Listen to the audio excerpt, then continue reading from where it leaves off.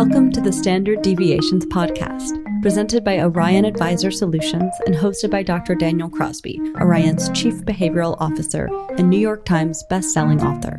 Each week, Dr. Crosby interviews a fascinating new guest on a range of compelling topics, from literature to psychology to financial wellness. To learn more about Dr. Crosby's behavioral finance work at Orion, visit www.orion.com. Hello and welcome to the Standard Deviations podcast. I am your host, Dr. Daniel Crosby, and today I'm joined by Shabana Siyed, who heads up content for a well-known fintech startup who will remain unnamed for compliance reasons. She's here today to talk to us about how to stand out in an increasingly noisy world. And my conversation with Shabana will be the first of 4 Standard Deviations events coming to you from sunny Southern California. Welcome to the show. Thanks for having me, Daniel, and welcome to sunny California, where it is super, super hot now. It's like 85 here, but it's 110 in the rest of America, so we're still counting our blessings today. It's great to be here with you today to talk about content.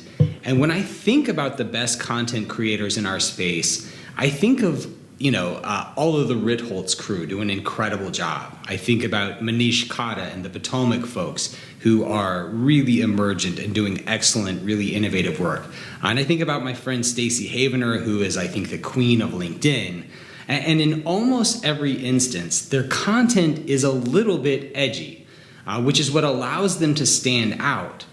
But I work for a large organization, and I just wonder, what hope do larger, more staid businesses have to create good content when they are almost by definition required to not be edgy?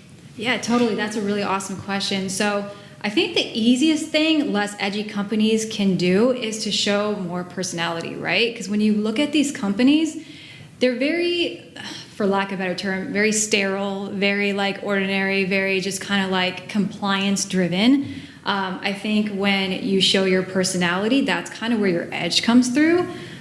Because, there's a real desire right now for real content.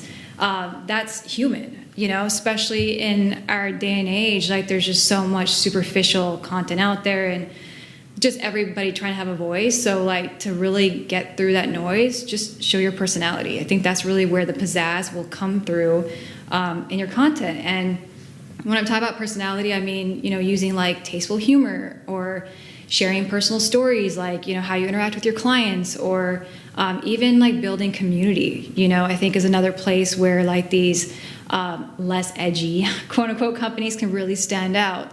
And when it comes to really figuring out what your personality is, really try to understand what your brand's personality traits are. You have traits, I have traits, well, your brand does too. For example, maybe your brand is reassuring, or is compelling, or understanding, or loyal. For example, think of Nike. When you think of Nike, you think of they're driven, they're competitive, they're athletic, And while they may not say those specific words in their messaging or their campaigns, when you look at it, that's what you get. So really focus on who are you as a brand, and to really interject that in.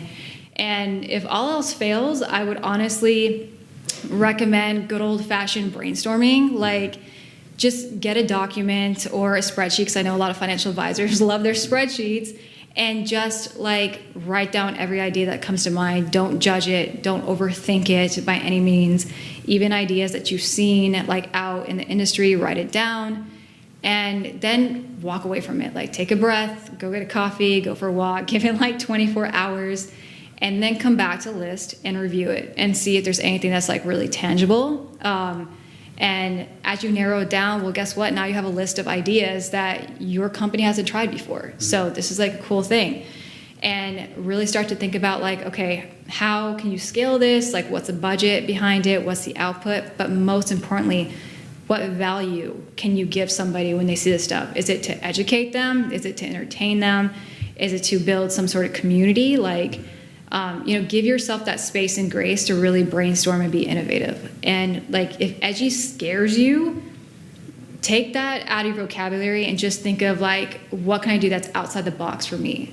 And the final thing I'll say about that is I feel a lot of people put a lot of pressure on themselves to find that one idea that no one's ever done. And honestly, I think, 95% of ideas have already been done. You're literally taking idea and just going to modify it for yourself, kind of like what, your mom's recipe was. Like, you get that recipe from her, you tweak it, you make it your own. So same thing with these ideas.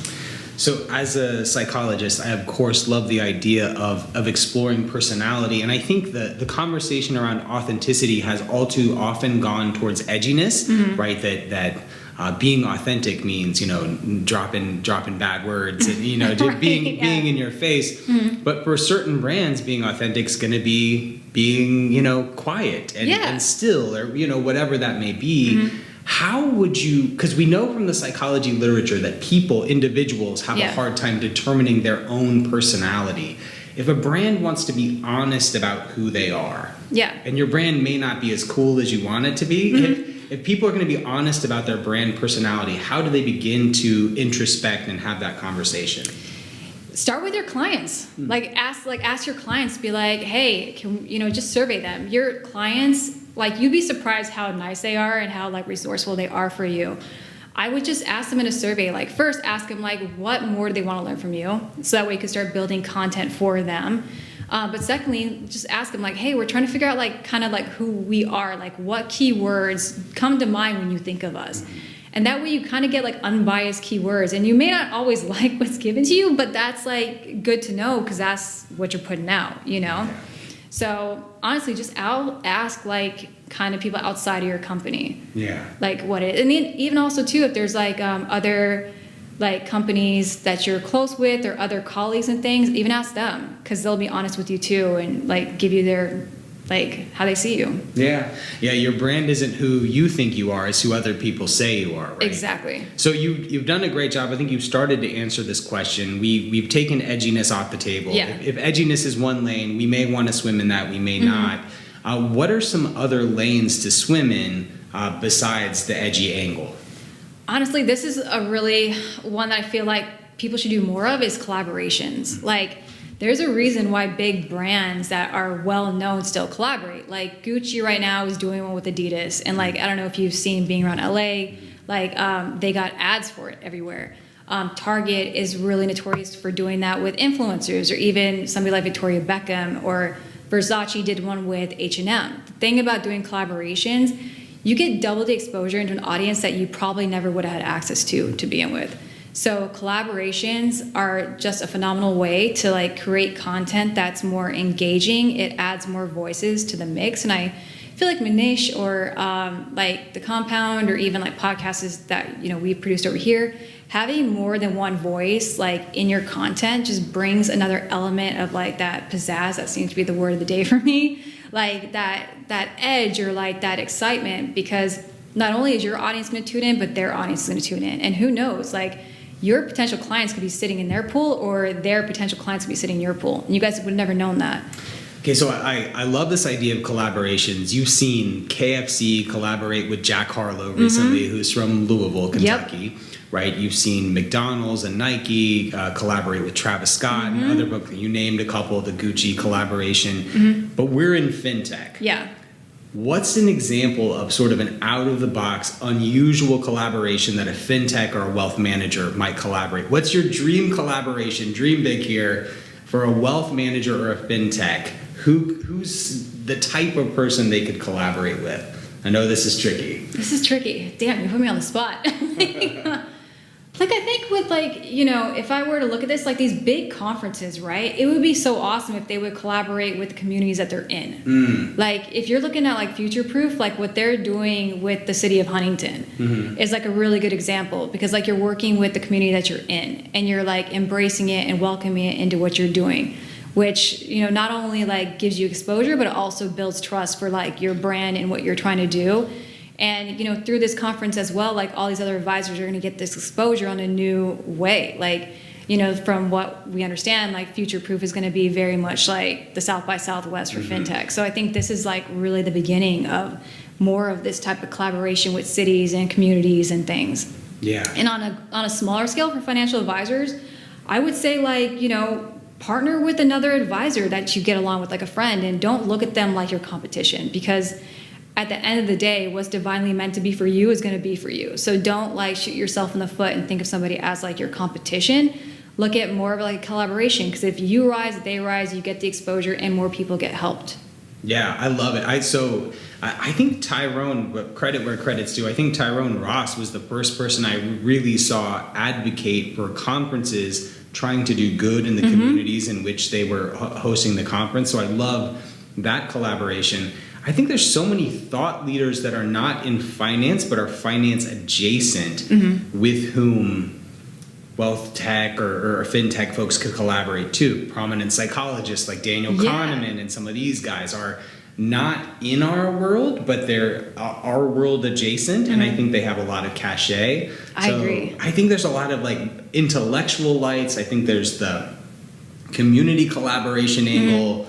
Anyway, yeah, it's fun to think about. It is. And like, and yeah, definitely shout out to Tyrone, because like, the conferences I've been to with him and stuff, like he's a massive like advocate for that and things. And finally you're starting to see that kind of trickle in now.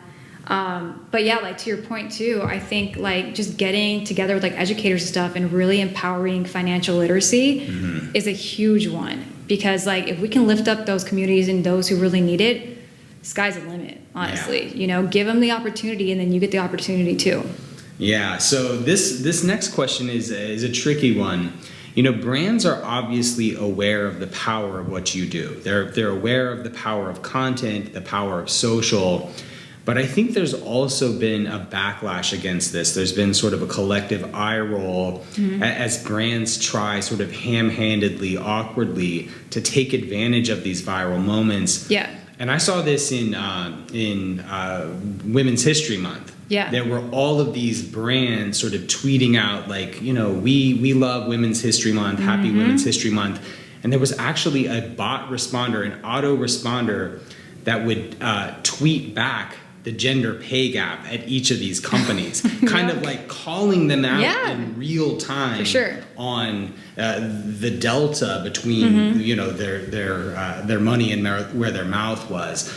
When is it appropriate for a brand to try and be topical and of the moment and take advantage of a viral trend? And when do we need to sort of sit this one out? Yeah, I mean, the answer to this question, do you really care about the viral moment, like in your core? Is it something that really means something to you?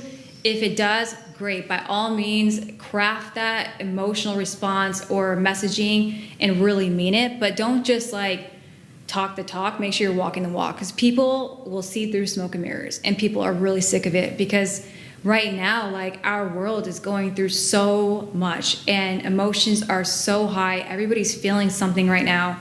So when someone tries to like jump up there just to like take the opportunity or whatever, well, guess what? You're an opportunist, and everyone's going to see it, and that's going to blow up in your face.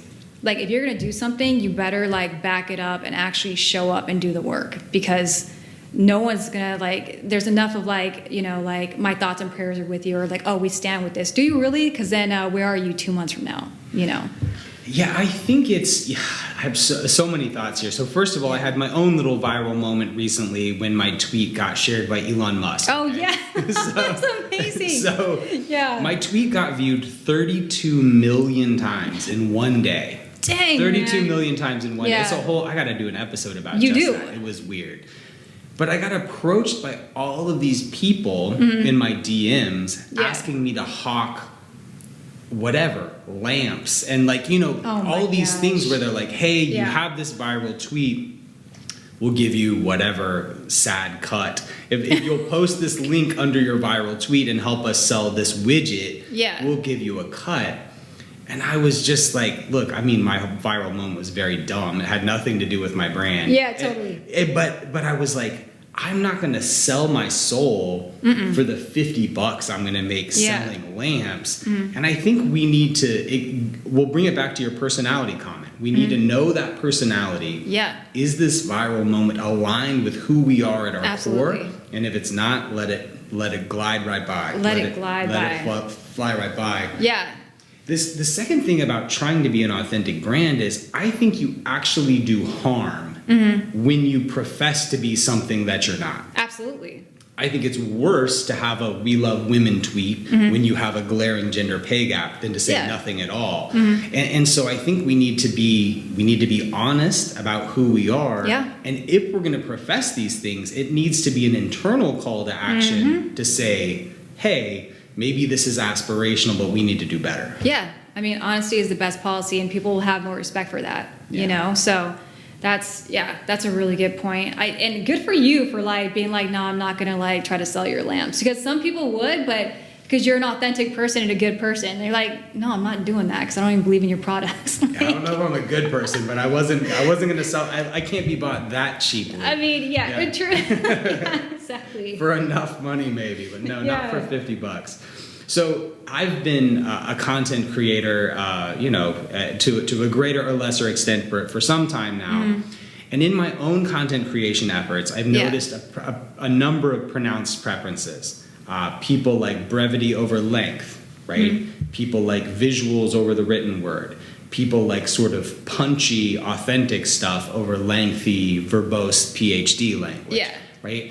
What should people keep in mind in terms of sort of pillars of best practices when they're creating content if they want it to really catch on? Yeah, so this is a really good question. So I think the rule of thumb that every content creator needs to have, no matter what the length or what content they're creating, get to the point. Like, we are living in a very fast time. Like, you literally have, 3 seconds to capture somebody's attention, maybe even less than that on social media. You have to let them know what's in it for them in order to get them to click on something. So, like, for example, if you're writing like a long form blog, as exciting as it might be to make a super fancy title and whatever and add a lot of things, no, just say like 5 tips to create great content. That way they know it's like, okay, if I look at this thing, I'm getting 5 tips, you know? And in your blog post, like, put a little like feature at the top and be like, in this article you learn blah, blah, blah, or whatever. And then even like in social media and all those things, same thing. Like, give it up to them right away, because people are not only getting like hit up by your messaging and your content, they're getting hit up by so many different people. So you really have like less than 5 seconds to capture them. So let them know what's in it for them. But to your point, you know, right now what I'm learning is video is kind of king right now.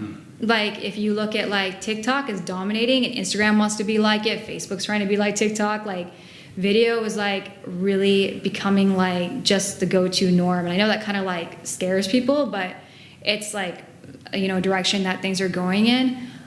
When it comes to blogs and things like that, I think there's a lot of like, there's still a lot of value in that, especially from like an SEO term and things. And just if people go to your website, like, there's going to be information there. But just know that when it comes to content, get to the point. Nowadays, shorter is better, and make sure it's like a valuable piece that you're putting out. I think I've fought against this for a long time. I think the too much schooling in me fought against this for a long time, because I was like, I'm not going to cater to the lowest common denominator, right? It was the same way. But then if you look at my own, if I look at my own consumption of media online, I'm not reading a 20-page white paper, exactly, like with any regularity. And so one of the things that I've tried to do is, if I have to insist on writing a 20-page white paper, break it up, right? Yeah. Write your white paper, but then take it and turn it into 10 one-pagers, and then turn it into a series of tweets, and turn it into 5 videos. I think that the best content creators, I think about Manish and some of these folks, I think they use every part of the content, right? And they repurpose it, and they present it in different formats. Some people are going to be more visually oriented, others will be more auditory, others will want to read it. So if you're like me and you're stubborn and you sort of insist on doing hard, long form stuff that no one reads, at least then sort of dissect that and turn it into something else as well. Yeah, no, that's a really good point. And so true. It's like, when you're creating content, don't create like a one-hit wonder piece. Make sure you can repurpose in a lot of different ways. And like, to your point, like, that blog is a blog, but it can also be like a TikTok video, or it could be a carousel on Instagram, or a Twitter thread, you know? So yeah, definitely look for ways to like basically repurpose your content in many ways. And I'd also say, when it comes to content creation, you should have like a good like library of content that's evergreen, and also of the times too. Like, have pieces that are relevant, because things are constantly changing. Like, we're kind of in like this recession-ish period and stuff. So definitely create content that can help educate people, but also create that content that you can definitely duplicate, and continue to use, because that way you have a template there that you can build on. Yeah. Okay, so let's get honest for a moment. How susceptible are you to Instagram ads? Oh, that is a really good question. You know what? I will say that I've bought a few things from Instagram ads for sure. Like if they're really like just really pretty and have like a really good headline or something, like I'm about it. Like for example, like the ring that I'm wearing right now, I actually bought it because like they had an ad where like the woman went and was washing her hands with like these rings on. I was like, wait a minute, I don't have to like take this off when I wash my hands. And like totally dove into their brand, and here I am with this freaking ring, afterwards. So people are like susceptible to it, and like I'll even say like the ones that we've even run and stuff too, like we get traction from them. Yeah. So I have friends who want to tell me they're sort of impervious to advertising. That's not the way that works. I will be the first to tell you I'm super drawn in by Instagram ads. But one of my frustrations is like you've hooked me, right? Like I've seen, in my case, most recently, truffle hot sauce, black truffle, big hot sauce guy, saw some black truffle hot sauce. It's incredible. Yeah. Right? It's just as good as I thought on Instagram. I'm in. So I've opted into your marketing, and now you're killing me with daily or, every couple of days marketing. Yeah. Let's assume the folks listening to this have taken your advice. They've used your playbook. They've gathered some good leads. How can we nurture those leads and take care of those leads in a way that they've opted in, but without disrespecting them or sort of going too hard? This is a really, really great question. And so one thing I always compare marketing to is dating, right? So like when you go to, and I mean, hey, props to you if you just marry the first person you see, but most times when you like date somebody, like you're not putting a ring on it on the first date. Like you're taking your time, you're getting to know them, like you're finding out what their interests are, you're planning dates according to those interests. That's really how you should look at the nurturing of your clients too. So for example, for you came into this hot sauce ad and you bought like whatever. Maybe the next email is like, hey, here are a few ways that you can use your hot sauce, and give them like tips and tricks, and continue to do that nurture, and like, oh, hey, by the way, like, so-and-so like this flavor, maybe you like this flavor too, like this is how they used it or whatever. Like start educating them, start giving them information they can use like on the daily. And then as you build that trust and you build kind of that repertoire with them, then you can kind of start injecting like your actual like hard hitting like sell points, right? Like, and when you even do that, don't be skeezy about it. Like I would even build up to that too. You can, like I said, show how you work with other like clients and stuff. Like, once your client agrees, of course, but like, consider sharing like a case study and like, hey, this person was facing this is kind of how we work together, like to overcome it. Stories go a long way with people, and when you can kind of have that proof point, that will really win you points. And then when the person's ready to like buy another bottle of hot sauce or whatever the case, like you're going to stand out in their mind, right? And they will become like that repeatable or lifelong customer for you. So what I love about this is I feel like where I get frustrated is where it's all call to action. It's all sale. Yeah, that's bad. Like you have my money. Like I bought your black truffle hot sauce, which is incredible. Yeah. Like tell me how to use it now. Yeah. Tell me how to enhance my user experience, my experience of this thing I'm already bought in on. Yep. And then I'll naturally tell 10,000 people a week who listen to my podcast to buy your hot sauce. Or Exactly. I'll tell friends, right?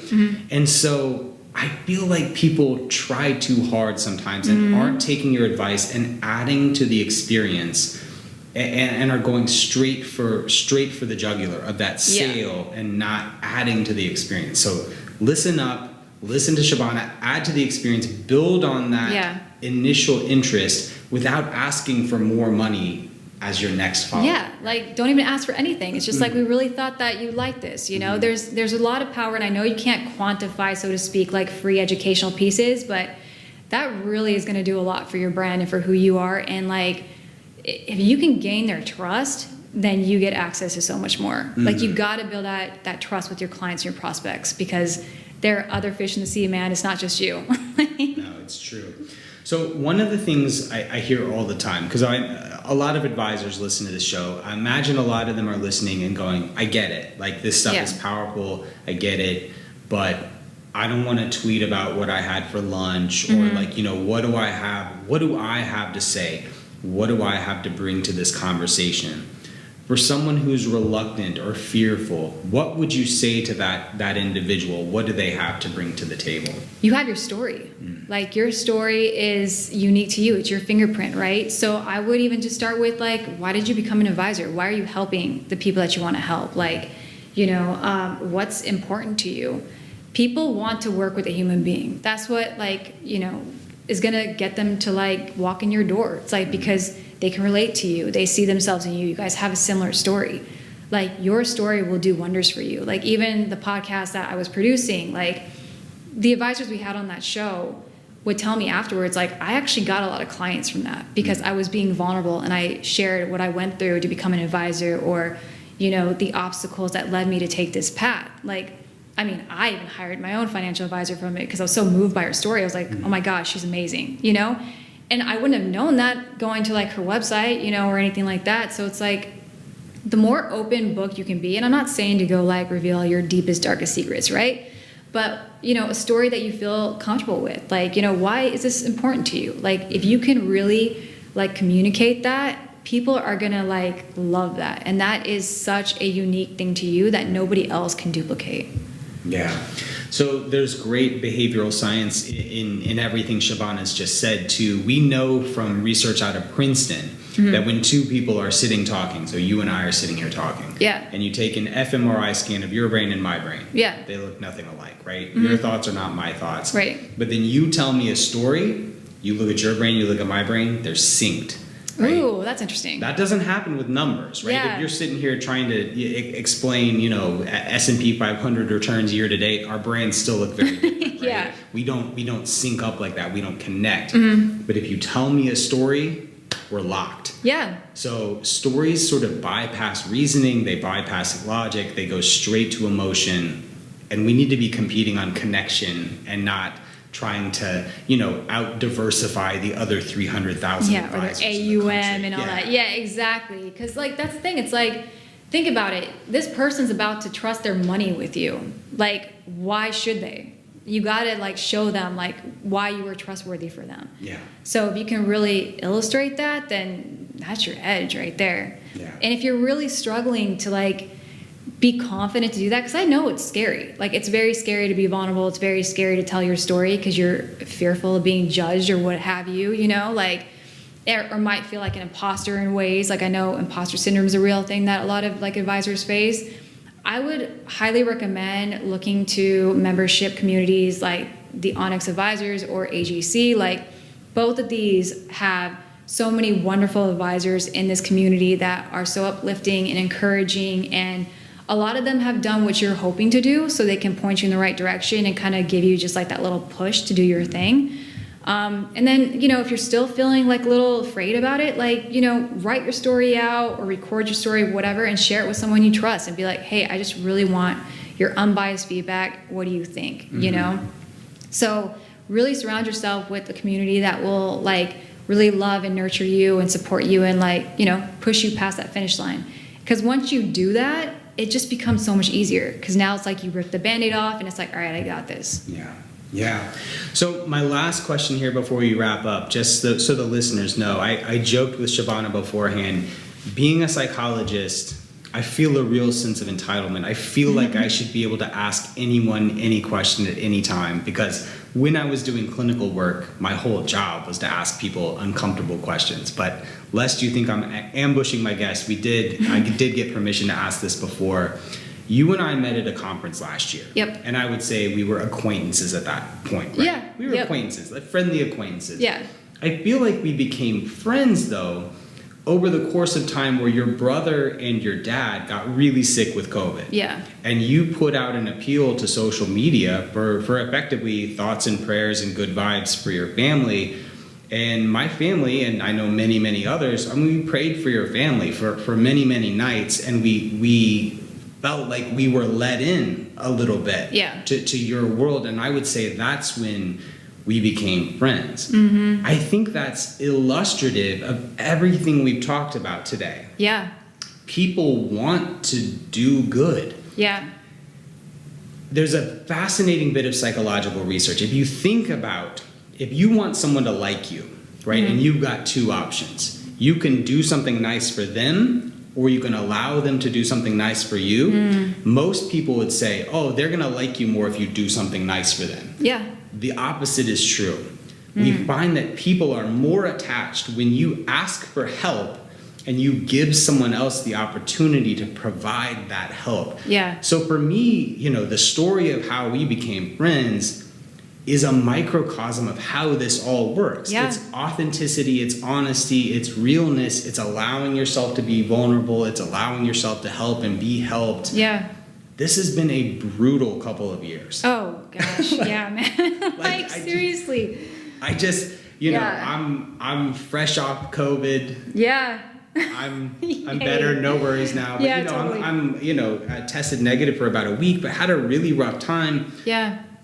How can, even in the midst of this craziness that we're in, how can we actually use this craziness and the pain and the anxiety and the negativity of the last couple of years, how can we use this to be more human and to better connect with the clients and the people we serve? Yeah, well, I mean, let's just, to be very just straight to point is never underestimate human kindness, man. Just be a good human being. Like, I will tell you that when I put out that tweet, I was super blown away with the response that I got. I wasn't expecting that. It literally was that moment where it's so funny because an orthodontist said this to me years ago. He's like, what's the difference between minor surgery and major surgery?